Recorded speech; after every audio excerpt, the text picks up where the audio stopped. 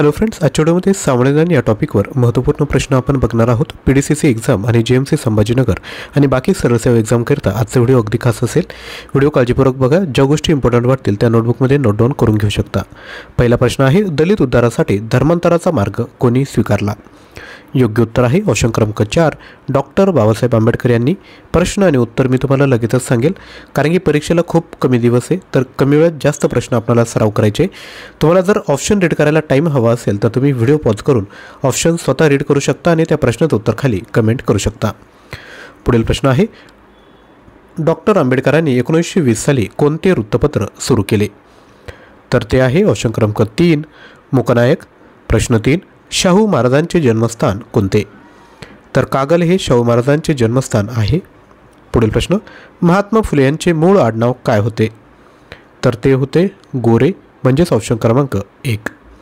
पुढील प्रश्न, भारतात पहिले महिला विद्यापीठ स्थापन करणारे समाजसुधारक कोण?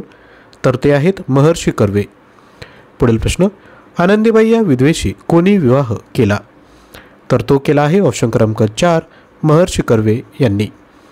पुढील प्रश्न, 1958 साली खालीलपैकी कोणत्या समाजसुधारकाला भारतरत्न हा किताब मिळाला? तर राईट आन्सर आहे ऑप्शन क्रमांक 3 महर्षी धोंडो केशव कर्वे। पुढील प्रश्न, शाहू महाराजांचा मृत्यू केव्हा झाला? तर तो झाला आहे 1922 मध्ये।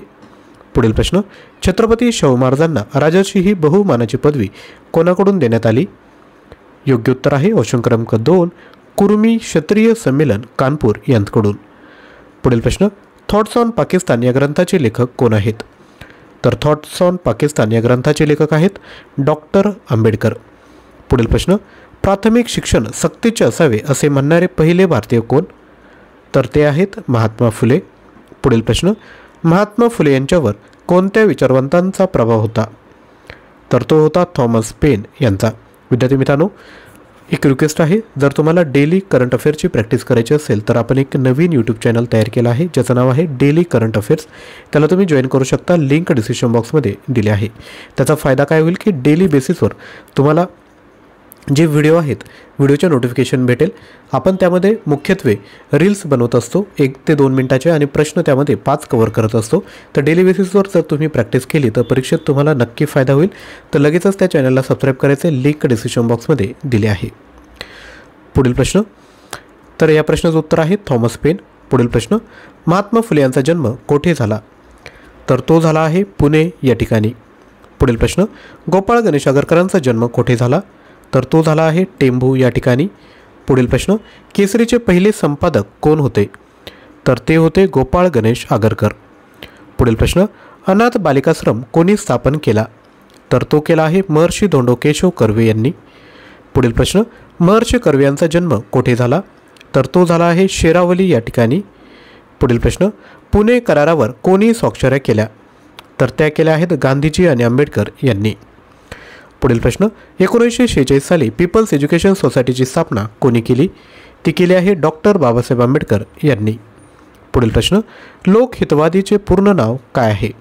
तर लक्षात घ्या, गोपाळ हरी देशमुख यांना लोकहितवादी या नावाने ओळखले जाते।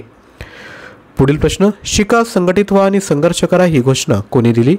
ती दिली आहे डॉक्टर बाबासाहेब आंबेडकर यांनी। पुढील प्रश्न, डॉक्टर बाबासाहेब आंबेडकरांचा जन्म कोठे झाला? तर तो झाला आहे महू या ठिकाणी। पुढील प्रश्न, चवदार तळ्याचा सत्याग्रह कोणी केला? तो केला आहे डॉक्टर बाबासाहेब आंबेडकर यांनी। पुढील प्रश्न, सुधारक हे वृत्तपत्र कोणी सुरू केले? ते सुरू केलं आहे गोपाळ गणेश आगरकर यांनी। पुढील प्रश्न, महर्षी कर्वे यांनी विधवांच्या पुनर्वासासाठी स्थापन केलेली संस्था कोणती? तर ती आहे विधवा वित्तेजक मंडळी, म्हणजेच ऑप्शन 4। पुढील प्रश्न, महात्मा फुलेंचा उजवा हात कोण होते? तर ते होते नारायणराव लोखंडे। पुढील प्रश्न, महात्मा फुले यांच्या दत्तक पुत्राचे नाव काय? तर ते आहे यशवंत। पुढील प्रश्न, समता संघ कोणी स्थापन केला?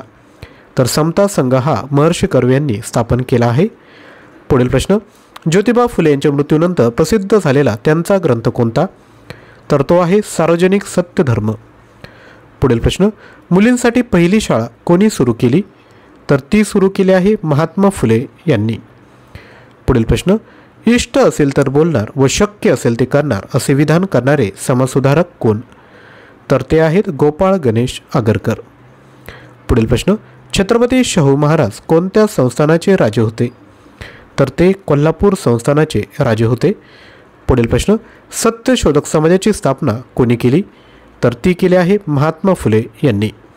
सत्यशोधक चळवळ पुनर्जीवित करण्याचे श्रेय कोणाकडे जाते? तर ते जाते शाहू महाराज यांच्याकडे.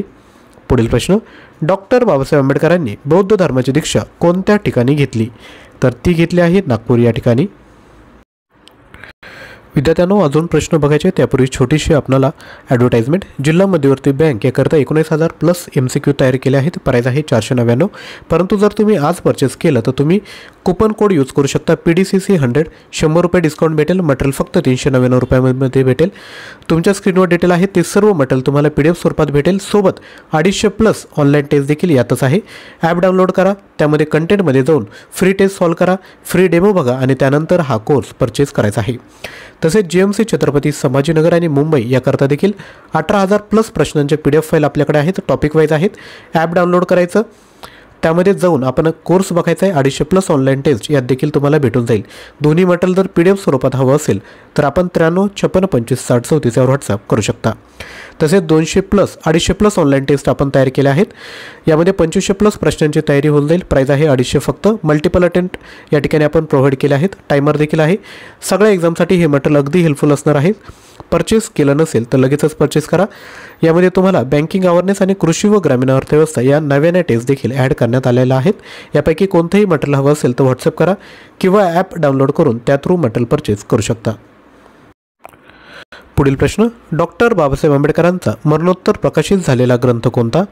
तर तो आहे ऑप्शन क्रमांक 1 बुद्ध अँड हिज धम्म.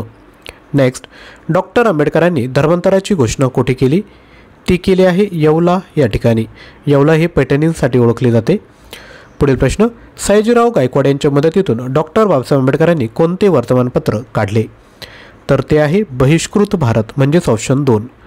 पुढील प्रश्न, महार वतन पद्धत कोणी बंद केली? तर ती बंद केली आहे शाहू महाराज यांनी. पुढील प्रश्न, वेदोक्त प्रकरण केव्हा घडले? तर वेदोक्त प्रकरण हे 1901 मध्ये घडलं आहे. पुढील प्रश्न, विधवेशी कर्वे यांचा पुनर्विवाह हे कोणत्या वर्तमानपत्र छापून आले होते? तर ते छापून आलं आहे सुधारक या वृत्तपत्रात. पुढील प्रश्न, मल्ल विद्येला उत्तेजन दिल्यामुळे मल्लांचा राजा असे कोणास संबोधले जाते?